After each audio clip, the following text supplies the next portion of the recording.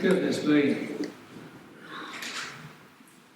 Yeah, I wish I'd have been talking about the Samuel passage. I mean, goodness me, sex and more sex and murder. Goodness me, poor old Uriah, goodness me. And I suddenly figured out, I know why David wanted to get Uriah to sleep with his wife Bathsheba, so that, he could claim, well, I didn't do anything, it's Uriah's baby, wasn't it? Etc., etc. But I don't know whether Uriah had twigged or not, but fancy that, right? In the heat of battle, and then suddenly, where is everybody? They've all gone. And there he is with about 65 arrows stuck in him. Poor old Uriah. Now, that is the great King David. Yeah, absolutely. And Jesus is descended from him as well. It's just unbelievable. Unbelievable. Somebody once criticised King David, I think, in the Knesset, which is the parliament in Israel, and they were shouted down big time. Anyway, because they obviously hold David up to be a paragon of virtue. But anyway, that's not what I'm going to be talking about. I'm trying to keep this short as well. So, it's John chapter 6, verses 1 to 15, not the do not be afraid. It's the bit before. So on this particular day, as we know, Jesus had crossed the Sea of Galilee, and he climbed up a mountain. He'd sat down to catch his breath, and he looks up, and what does he see? Here they come, the crowds. They wouldn't leave him alone. The crowd had somehow found their way to Jesus. I don't know whether they walked round the sea or rented boats to cross the sea to follow him. We're not told whichever way they'd followed Jesus, but they just made it to the other side to be with him. And following hard after Jesus, they come scrambling up a hill or a mountain. Men, women, children, young, old, middle-aged, healthy, the sick, lonely, confused, the ones struggling with addictions of various kinds. Some just come for a touch, because as we heard last week, just a touch of the hem of his garment and they would be healed. Some came for a word. Some came, skipping along. Some came limping along. Some were carrying others. And some of them, or all of them, climbing up the mountainside or the hillside to be with Jesus. And when Jesus saw them, and were given the number of 5,000, guess what he did? He turned to his disciples and said, looks like we're having guests and it's lunchtime. How about a picnic? Now, nothing beats having a picnic or a barbecue, as these DIY barbecues testify to on beauty spots which people have left and obviously spoil the view and whatever it is when you see a burnt out barbecue down there and not disposed of properly. But there's nothing like a picnic and having good company, and with a fantastic view overlooking the Sea of Galilee. So let's have lunch together, let's eat together, let's break bread together. Now for Jesus this was an opportunity. It's a wonderful opportunity to turn an ordinary day into something absolutely extraordinary. However, the disciples hardly thought it was an opportunity for them. For them it was a problem, a big problem, as we've already heard. The disciples couldn't see the wood for the trees. All they saw was the glass half empty. How on earth would you feed these 5,000 people?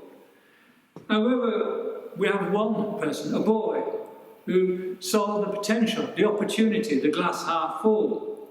And this boy was willing to share his lunch. 5 slices of bread and 2 pieces of fish. Whether the boy was extremely optimistic, I have no idea. But you know how young kids can be.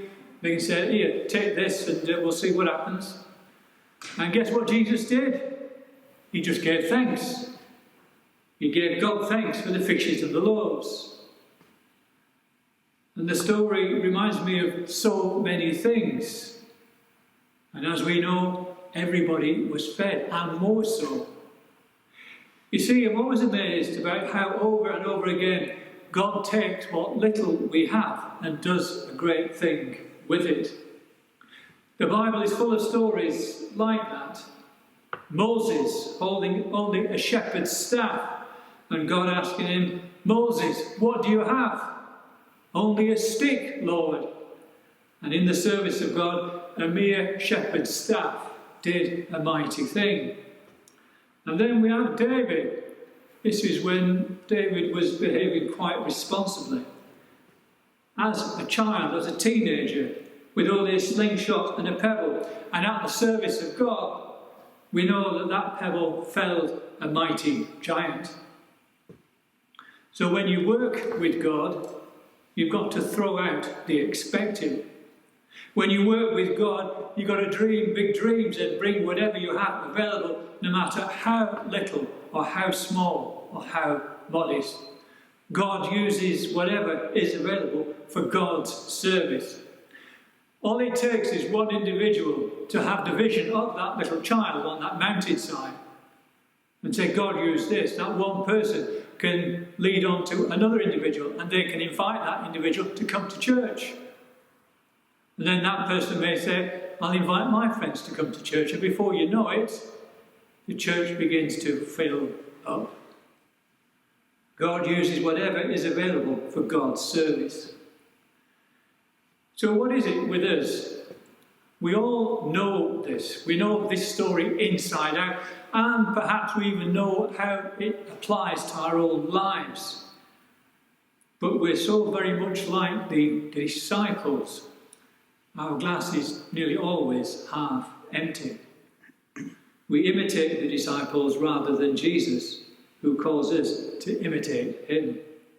Most of the time we find it hard to trust because we find ourselves wounded, lacking in confidence, anxious about many things, feeling the need to protect ourselves, thinking that if I invite my best friend to come along to church and they say no, then have I lost that friendship?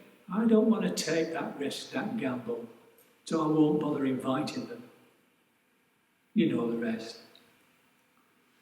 It's hard to trust that God would reward that invitation. It's especially hard to show weakness and to be vulnerable, to ask someone.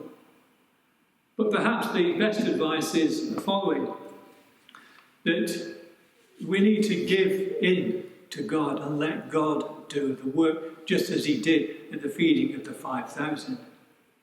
Surrender and abandonment are like a deep, inviting, frightening ocean into which we are drawn. We make excursions into it to test it, to see whether it's safe, to enjoy the sensation of it. Which one of us hasn't dipped our toes in waters and then rushed back out again because it's so bloody freezing cold? But for all kinds of reasons, we always go back to dry land, to solid ground, to where we're safe. We're okay to go in up to our calves, but we wouldn't go in any further. We come back again. But the ocean beckons us out anew, and we risk again being afloat in something bigger than ourselves.